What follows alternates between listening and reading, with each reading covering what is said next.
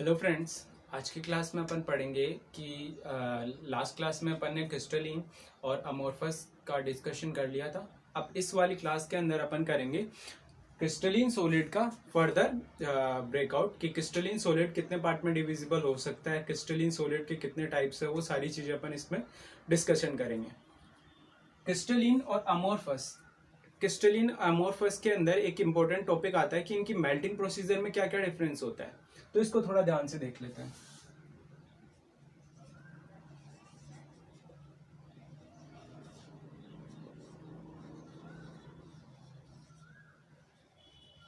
Melting procedure, गलन प्रक्रिया। बात कर रहे हैं अपन क्रिस्टलिन और अमोर्फस के बारे में, ठीक है। गलन की प्रक्रिया की बात करें तो जब क्रिस्टलिन सॉलिड है जिनका अरेंजमेंट फिक्स है, क्रिस्टलिन सॉलिड जिनका लॉन्ग रेंज में अरेंजमेंट है और शॉर्ट रेंज में अरेंजमेंट होता है अमोर्फस का। तो जब क्रिस्टलिन सॉलिड को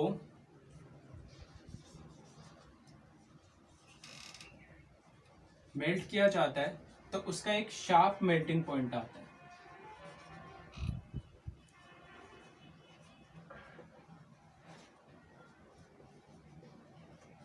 यानी कह सकते हैं निश्चित गलनांक आता है।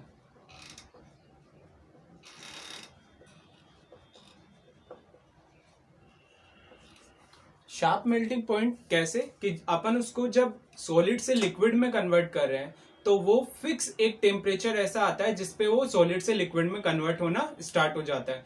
यहाँ पे कोई फेज का डिवीजन नहीं होता, सीधा सॉलिड से लिक्विड में कन्वर्जन होना स्टार्ट हो जाता है।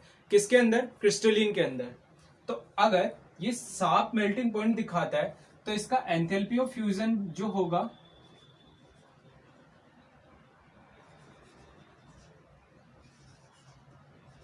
यानी गलन की जो उष्मा होगी वो भी फिक्स होगी। गलन जब वो सॉलिड से लिक्विड में कन्वर्ट हो रहा है, गल रहा है, ठीक है, तो जब वो सॉलिड से लिक्विड में कन्वर्ट हो रहा है तो बिल्कुल एक फिक्स पॉइंट से वो होना स्टार्ट हो रहा है, तो उसकी गलन की उष्मा भी क्या होगी? फिक्स ही रहेगी। तो निश्चित रहती है गलन की उष्मा क्रिस्टलिन के अंदर।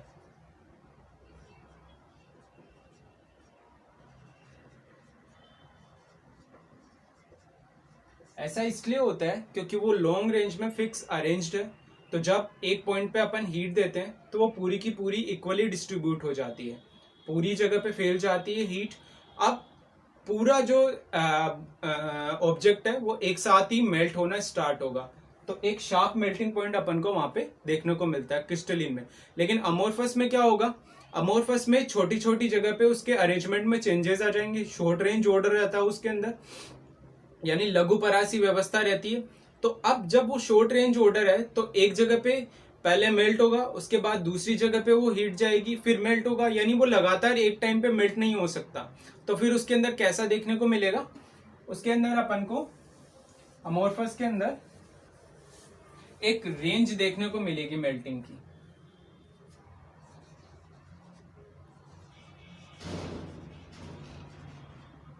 अमोर्फस यानी अक्रिस्टलीय पदार्थ, इसके अंदर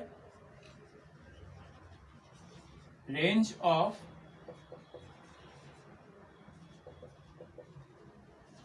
मेल्टिंग पॉइंट देखने को मिलता है। रेंज कैसे?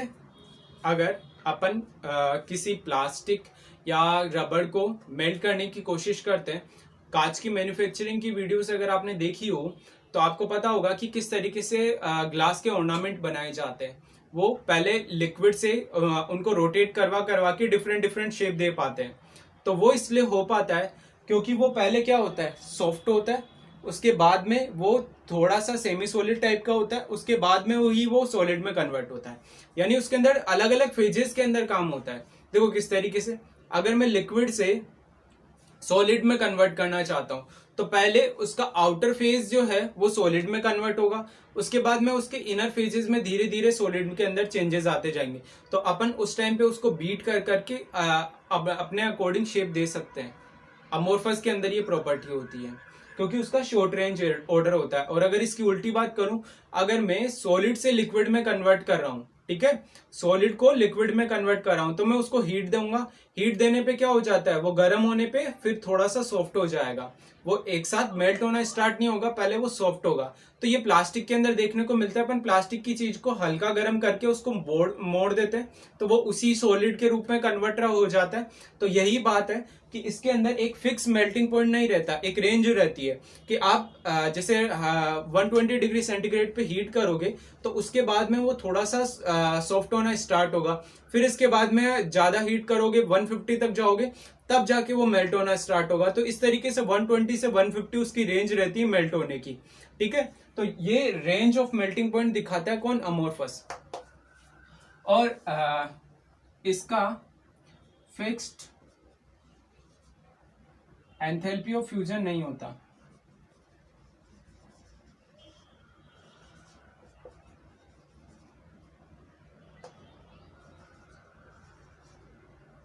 Not fix enthalpy of fusion, गलन की ऊष्मा निश्चित नहीं रहती, इसलिए क्योंकि यहाँ पे मेल्टिंग पॉइंट ही रेंज में हो रहा है। तो गलन की ऊष्मा वो ऊष्मा होती है, स्पेसिफिक हीट, जिसको देने पर वो लिक्विड में कन्वर्ट हो जाता है। यानी 100 डिग्री सेंटीग्रेड पे आपको लिक्विड भी देखने को मिलेगा और स्टीम भी देखने को मिलेगी। स्टीम के अंदर क्या एक्स्ट्रा होगा, उसके अंदर enthalpy of fusion extra, enthalpy of vaporization होगा। फ्यूजन होता है गलन के अंदर, सॉलिड से लिक्विड में कन्वर्ट होता है। जैसे आइस को अगर लिक्विड में कन्वर्ट करें तो लिक्विड के अंदर वो एंथैल्पी ऑफ फ्यूजन होगा। तो यहाँ पे गलन की ऊष्मा फिक्स नहीं रहती है अमोर्फस के अंदर। इसके बाद में अपन बात करते हैं कि क्रिस्टलीन सॉलिड है, उनको भी अपन ने फर्दर डिवाइड करा हुआ है। तो क्रिस्टलीन सॉलिड के टाइप देखेंगे।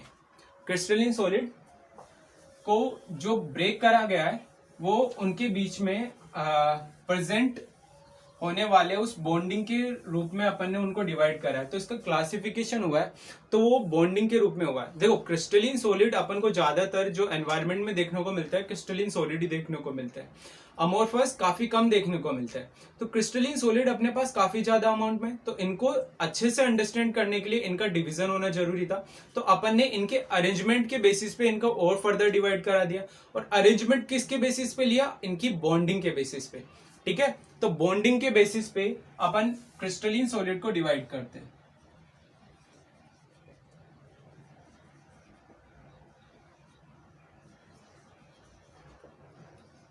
क्रिस्टलीन सॉलिड को बॉन्डिंग के बेसिस पे 4 पार्ट में डिवाइड करा गया आबंध के अनुसार। फर्स्ट होता है मॉलिक्यूलर क्रिस्टलीन सॉलिड। दूसरा आता है आयनिक क्रिस्टलीन सॉलिड। थर्ड होता है मेटेलिक क्रिस्टलीन सॉलिड। और लास्ट है कोवेलेंट और नेटवर्क सॉलिड।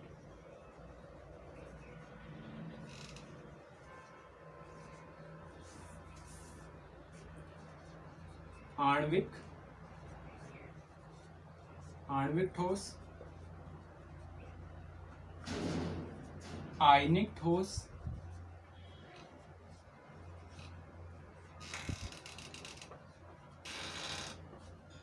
धात्विक ठोस,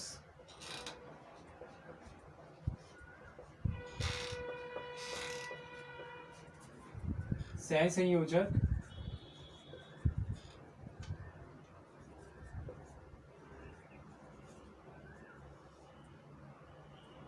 या नेटवर्क ठोस।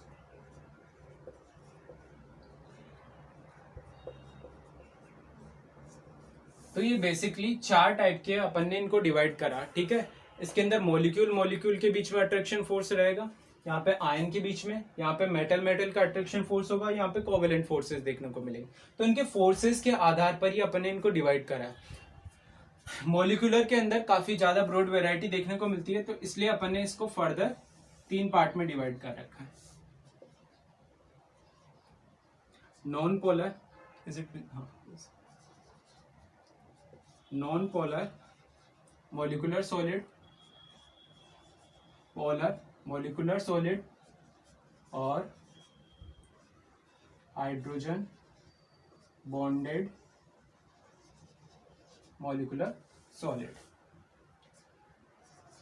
अध्रुवीय आणविक ठोस, ध्रुवीय आणविक ठोस,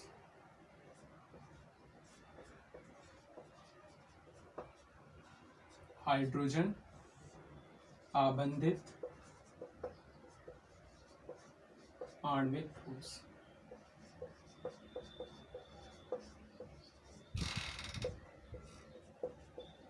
तो ये 3 पार्ट में अपन ने डिवाइड करा है, ठीक है, नॉन पोलर, पोलर और हाइड्रोजन बॉन्डेड। इन्हीं को अपन थोड़ा डिटेल में पढ़ेंगे, ठीक है। मॉलिक्यूलर करते हैं, फिर इसके बाद में ये सारे क्रिस्टलिन सॉलिड के हर एक टाइप को अपन धीरे धीरे डिटेल में पूरा डिस्कशन करेंगे। क्रिस्टलिन सॉलिड और अमोर्फस सॉलिड अपन ने डिस्कस कर लिए, इनके बारे में अच्छी खासी नॉलेज ले ली। अब बात करते हैं क्रिस्टलिन के टाइप्स की, अब इनके बारे में डिटेल से पढ़ेंगे। तो पहले अपन पढ़ते हैं मॉलिक्यूलर सॉलिड और इसके ये सारे टाइप।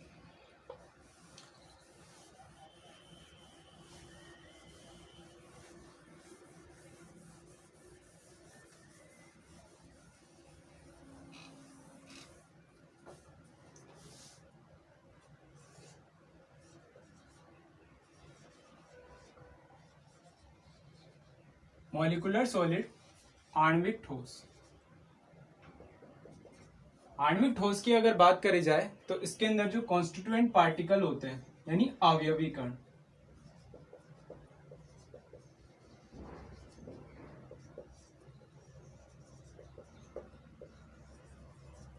वो क्या रहते हैं, मॉलिक्यूल्स ही रहते हैं।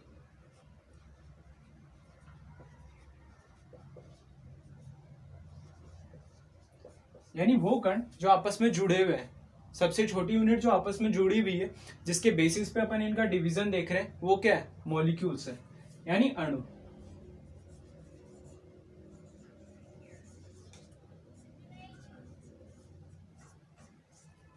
तो जो मॉलिक्यूलर सॉलिड है उसमें जो कॉन्स्टिट्यूएंट पार्टिकल होते हैं वो मॉलिक्यूल्स ही होता है। अब मॉलिक्यूल्स है, लेकिन ये फिर भी अपन फर्दर इसको 3 पार्ट में डिवाइड करेंगे, ठीक है। इस मॉलिक्यूलर सॉलिड के अंदर कॉन्स्टिट्यूएंट पार्टिकल मॉलिक्यूल ही रहेगा तीनों के अंदर, लेकिन फिर भी इनमें थोड़ा थोड़ा चेंजेस आएगा। पहला अपन बात करते हैं नॉन पोलर मॉलिक्यूलर सॉलिड।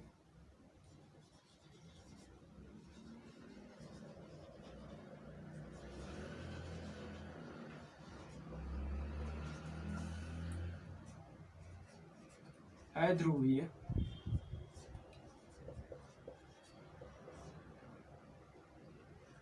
आणविक ठोस।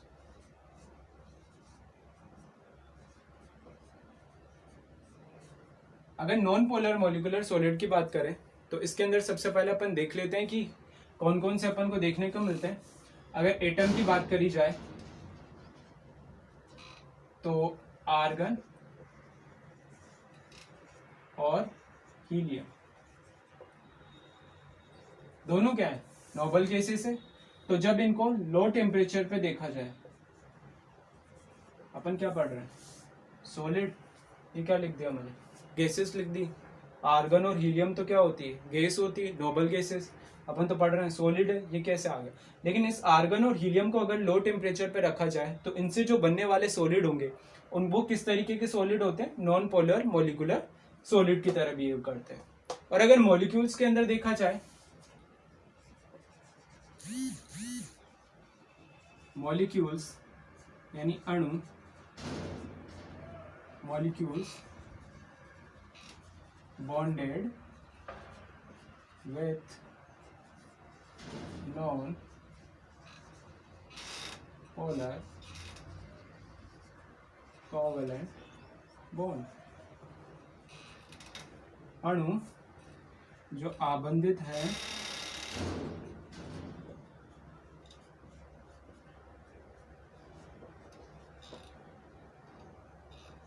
अध्रुवीय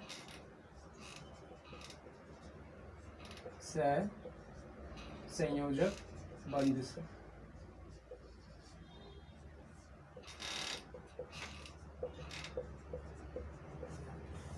तो मॉलिक्यूल जो किससे आबंधित है, अध्रुवीय सहसंयोजक बंध से, तो वो क्या बनाएंगे, वो बनाएंगे नॉन पोलर मोलिकुलर सॉलिड। ठीक है, अध्रुवीय आणविक ठोस। इसके एग्जाम्पल आते हैं H2, Cl2, I2। यहां तक तो बुक्स में भी लिखा हुआ है, थोड़ा इसको डिटेल में देख लिया जाए। H2 हाइड्रोजन हाइड्रोजन, वैलेंसी कितनी 1, इसको एक इलेक्ट्रॉन और चाहिए, इसको एक इलेक्ट्रॉन और चाहिए, ये आपस में क्या बना लेते हैं, बॉन्ड बना लेते हैं। और इस तरीके से ये हाइड्रोजन भी और ये हाइड्रोजन भी दोनों आपस में फ्री हो जाते हैं कि यहाँ पे इसको भी 2 मिल गए, इसको भी 2 मिल गए, आपस में इन्होंने बॉन्डिंग बना ली। तो ये जो बॉन्डिंग है, यहाँ पे कोई भी पॉजिटिव और नेगेटिव चार्ज देखने को मिला नहीं, तो पॉजिटिव नेगेटिव चार्ज देखने को नहीं मिला, यानी पोलर अट्रैक्शन यहाँ पे देखने को नहीं मिला, ध्रुवीय आबंध देखने को ना मिले, तो ये नॉन पोलर टाइप के होते हैं। तो यहाँ पे H2 के अंदर भी ऐसा ही होगा, Cl2 में भी ऐसा ही होगा, I2 के अंदर भी ऐसा ही होगा, और बाकी और भी जो जिनके अंदर अपन को नॉन पोलर कोवेलेंट बॉन्ड देखने को मिलेंगे वो सारे नॉन पोलर मोलिकुलर सॉलिड बनाएंगे।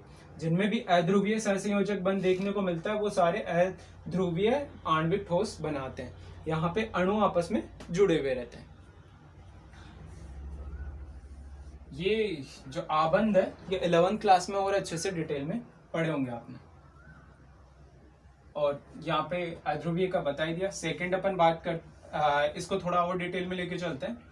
यहाँ पे अपन ने बात कर ली कि आर्गन और हीलियम लो टेम्परेचर पे जब इनको ठंडा करेंगे तो ये भी नॉन पोलर मोलिकुलर सॉलिड की तरह ट्रीट होंगे, और H2, Cl2 और I2 भी इसके एग्जाम्पल।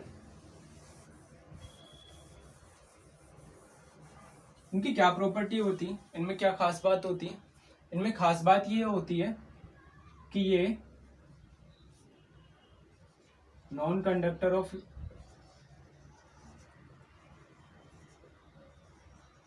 इलेक्ट्रिसिटी रहते हैं, यानी अचालक रहते हैं, विद्युत के अचालक रहते हैं।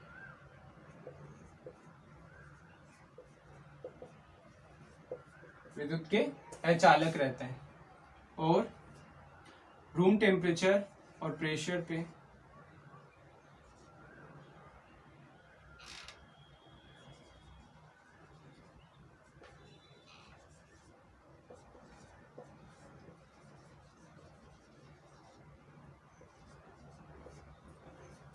जनरली लिक्विड और गैसेस में होते हैं।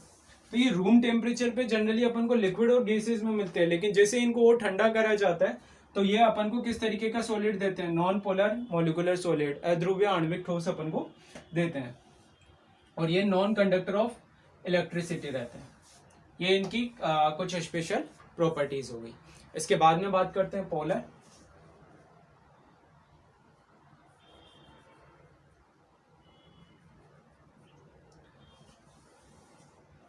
जो पोलर मोलिकुलर सॉलिड होते हैं वो भी नॉन कंडक्टर ऑफ इलेक्ट्रिसिटी होते हैं, और रूम टेम्परेचर और प्रेशर पर वो जनरली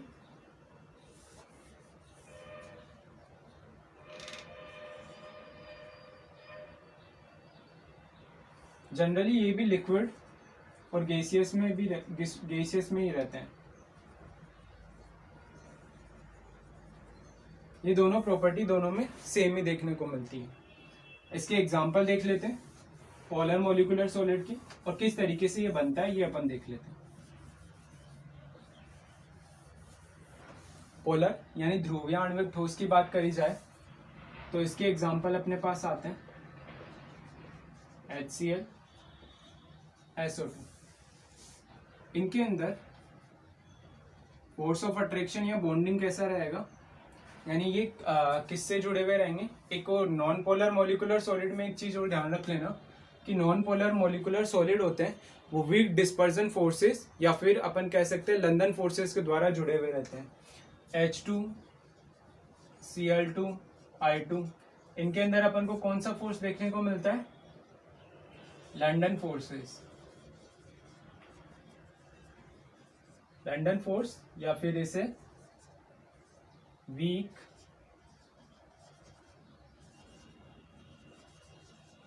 डिस्पर्जन फोर्स भी बोलते हैं। यानी दुर्बल परिक्षेपण बल या लंदन बल। तो लंदन बल या दुर्बल परिक्षेपण बल अपन को देखने को मिलता है किनके अंदर? नॉन पोलर मॉलिक्यूलर सॉलिड के अंदर। नॉन पोलर मॉलिक्यूलर सॉलिड के अंदर अपन को जो फोर्स देखने को मिलता है वो कौन सा होता है? लंदन फोर्स या वीक डिस्पर्जन फोर्स, लंदन बल या दुर्बल परिक्षेपण बल अपन को देखने को मिलता है। और अगर पोलर के अंदर बात करें तो पोलर के अंदर जो ये मॉलिक्यूल होते हैं वो कौन से फोर्स के द्वारा जुड़े हुए रहते हैं? तो यहाँ पे फोर्स या अट्रैक्शन फोर्स लिख लो, क्योंकि यहाँ पे बात कर रहे हैं एक बड़ा मॉलिक्यूल बनाने की, तो केवल अट्रैक्शन फोर्स को ही कंसीडर करेंगे।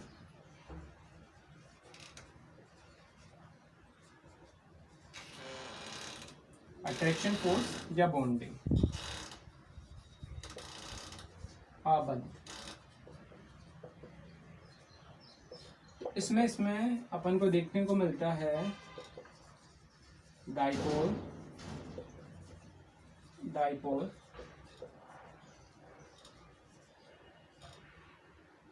Dipole dipole attraction force.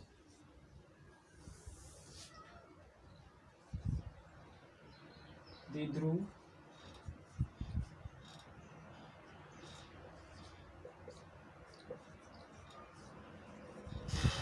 द्विध्रुव अन्योन्य क्रिया। इसमें अपन को द्विध्रुव त्रिध्रुव अन्योन्य क्रियाएं देखने को मिलती है। कैसे? HCl जब पानी के अंदर डालोगे तो ये डिवाइड हो जाएगा H+ और Cl- के अंदर, तो ये दो ध्रुव के अंदर डिवाइड होगा, यानी ये द्विध्रुव आकर्षण बल से बंधे हुए हैं, यानी इसमें डाइपोल डाइपोल अट्रैक्शन फोर्स लगा हुआ है। तो H+ और Cl-, तो इन दोनों के बीच में जो ये अट्रैक्शन फोर्स है ये है अपना डाइपोल डाइपोल अट्रैक्शन फोर्स। तो पोलर मॉलिक्यूलर सॉलिड HCl और SO2, और इसका एग्जांपल आपसे सॉलिड के भी पूछे जाते हैं कि सॉलिड के अंदर पोलर मॉलिक्यूलर सॉलिड कौन से होते हैं? तो सॉलिड अमोनिया NH3 और सॉलिड सल्फर डाइऑक्साइड भी इसके एग्जांपल आते हैं। तो अट्रैक्शन फोर्स इसके अंदर डाइपोल डाइपोल रहेगा, और पोलर के अंदर कौन सा रहेगा? London forces. और बात करी जाए तो ये भी जनरली लिक्विड और गैसियस की फॉर्म में ही देखने को मिलेंगे रूम टेम्परेचर और प्रेशर पे।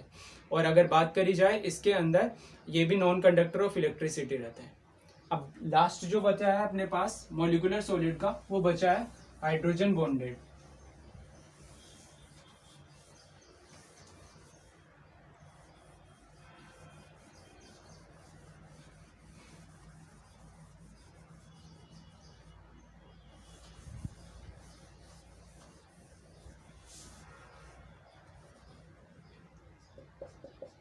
थर्ड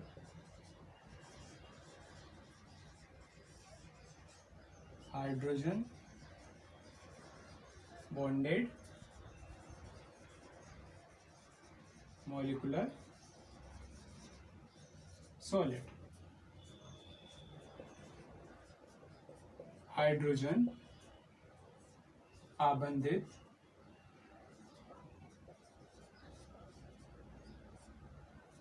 आणविक ठोस।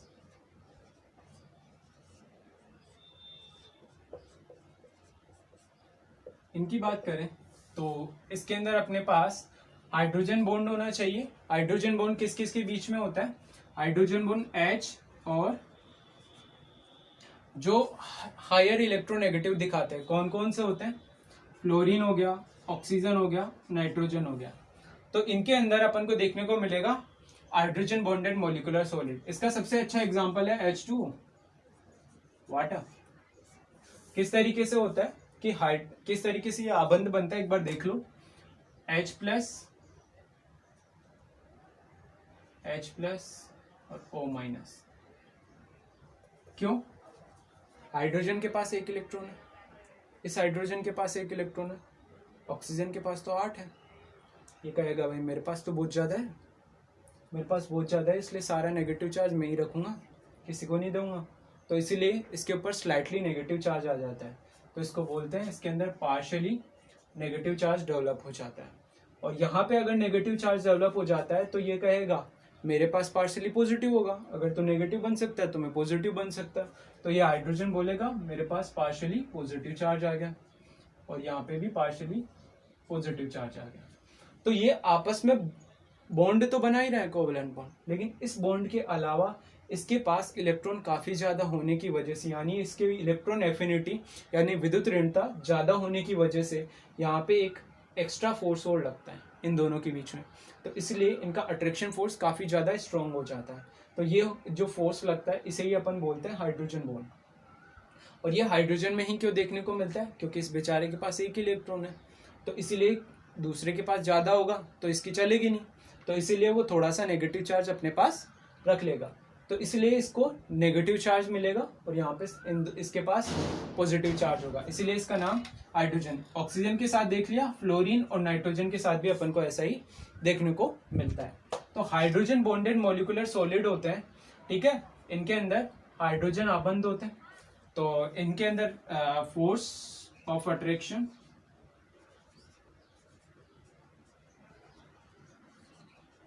या फिर बॉन्ड जो रहेगा वो कौन सा रहेगा, हाइड्रोजन बॉन्ड, हाइड्रोजन आबंध। और बात करी जाए इनकी, तो यहाँ पे H2O अपन को नेचर के अंदर रूम टेम्परेचर और प्रेशर पे ग्लेशियर के अंदर सबसे ज्यादा आइस की फॉर्म में देखने को मिलता है। तो ये सॉफ्ट सॉलिड होता है, देखो एक हार्ड सॉलिड होता है, एक सॉफ्ट सॉलिड होता है। स्नोफॉल का देखा होगा आपने, ठीक है, तो वो बिल्कुल सॉफ्ट होती है कॉटन की जैसे।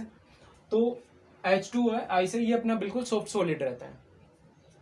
तो फोर्स ऑफ अट्रैक्शन बॉन्ड इनके बीच में हाइड्रोजन बॉन्ड रहेगा। और अगर रूम टेम्परेचर और प्रेशर पे बात करी जाए,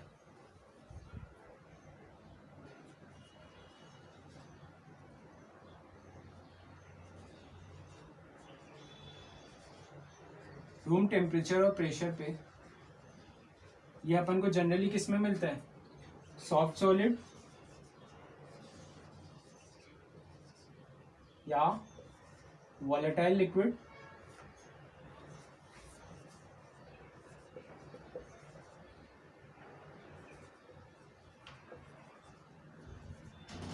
एंड गैसेस की फॉर्म।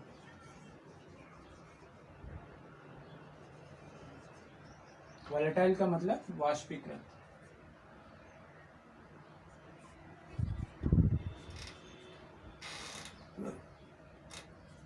वाष्पीकृत द्रव की फॉर्म में, वाष्पीकृत द्रव मुलायम ठोस या फिर गैस की फॉर्म में मिलता है अपन को रूम टेम्परेचर और प्रेशर पे, हाइड्रोजन बॉन्डेड मॉलिक्यूलर सॉलिड।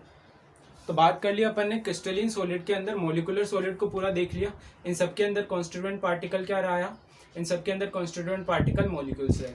अब ये जो मॉलिक्यूल्स आपस में जुड़े हुए होते हैं वो किस किस तरीके से जुड़े हुए हो सकते हैं, नॉन पोलर तरीके से, पोलर तरीके से और हाइड्रोजन बॉन्डेड तरीके से। तो नॉन पोलर अपन ने देखे, इसके एग्जाम्पल अपन ने देखे HCl और नॉन पोलर के एग्जांपल देखे अपन ने H2Cl2 I2 और आर्गन और हीलियम। जबकि अगर अपन पोलर की बात करें तो पोलर के अंदर अपन ने देखे HCl SO2 जिसके अंदर भी पोलर अट्रैक्शन रहेगा, ठीक है, द्विध्रुव द्विध्रुव आकर्षण बल, डाइपोल डाइपोल अट्रैक्शन फोर्स रहेगा। वो सारे क्या होंगे, वो सारे अपने पास होंगे polar bonded, polar covalent bonded molecular solid. और अगर थर्ड की बात करें हाइड्रोजन बॉन्डेड मॉलिक्यूलर सॉलिड, इसमें अपन को हाइड्रोजन आबंध देखने को मिलेगा और ये थोड़ा सा स्ट्रॉन्ग रहेगा, बाकी औरों से ये थोड़ा सा स्ट्रॉन्ग रहेगा। और मेल्टिंग पॉइंट की बात करें तो मेल्टिंग पॉइंट होगा, सबसे वीक मेल्टिंग पॉइंट किसका होगा, जिसका अट्रैक्शन फोर्स सबसे कम होगा। और अट्रैक्शन फोर्स सबसे कम किसका होगा, अगर अपन बात करें तो नॉन पोलर टाइप का सबसे मेल्टिंग पॉइंट सबसे कम किसका होगा, नॉन पोलर, नॉन पोलर का मेल्टिंग पॉइंट सबसे कम होगा। इससे ज्यादा होगा मेल्टिंग पॉइंट पोलर का, और उससे भी ज्यादा होगा किसका, melting point hydrogen bonded molecular solid.